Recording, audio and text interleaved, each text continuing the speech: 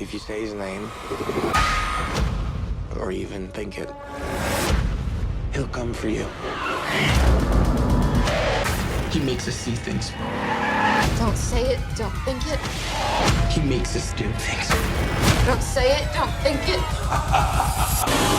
He spreads like a virus. Don't say it, don't think it. We're all losing our minds. Don't say it, don't think it. What do you see? We have to help them. No, it's a trick! Don't say it, don't think it. Don't say it, don't think it. Bye-bye, man.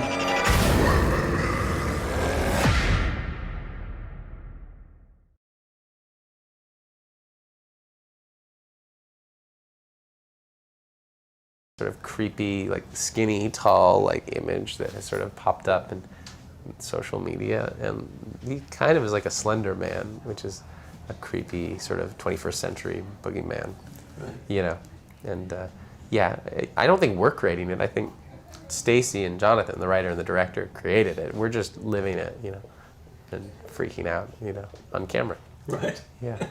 Well, Carrie Ann, you've been in some pretty trippy movies, Memento and The Matrix. How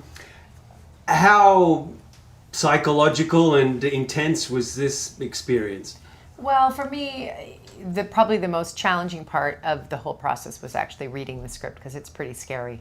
My particular role isn't, I don't have to, you know, carry the weight of the movie like he does, and my part, I play a detective, and so I'm really witnessing what's going on, but it wasn't happening to me. So it wasn't really challenging at all for me in that way. It was fun. It was a fun time, but reading it was a challenge. It was scary, yeah, for sure. And I had to think about like, do I want to be in that? Like, it's a scary concept. It's a scary idea. And then I talked to Stacy, who is directing it, and understanding her vision and understanding her, you know, her husband wrote it. And then you know, for me, it's like, do I want to be part of this experience, right? And I'm often drawn to sort of darker stories, which is interesting if you knew me and you knew my life and you know how kind of light I can be. But I like good stories, and I like you know, scripts that I actually, you know, you can read a script and kind of like nod off, but the script, there's no nodding off. What was scary about it? All of it. Good answer. Seriously. How is this different from, say, demonic possession?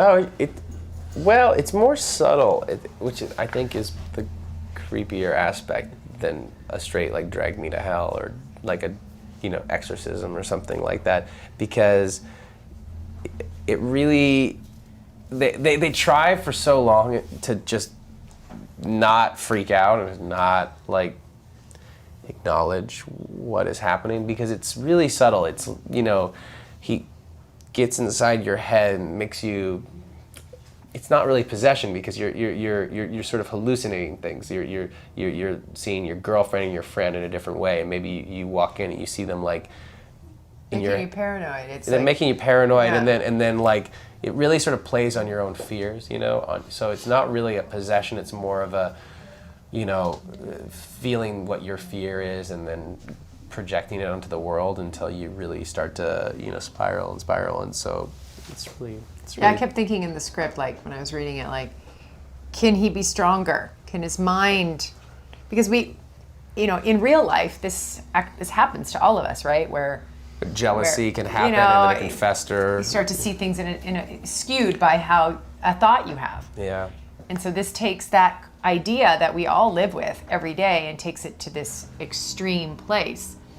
Rumble of a garbage truck will like make you think like the roof is going to cave in or something. Yeah, I mean, the mind is powerful. Yeah. It's a powerful tool, and sometimes it, you know, depending on what you feed it in terms of information or expose it to, you can kind of go down a slippery slope. We see it all the time. People are losing their minds left, right, and center. Yeah, that's the other thing. It's just very, very relatable in the scariest sense, because it is not an over-the-top demonic possession exorcism with a priest, like with the holy water, you know.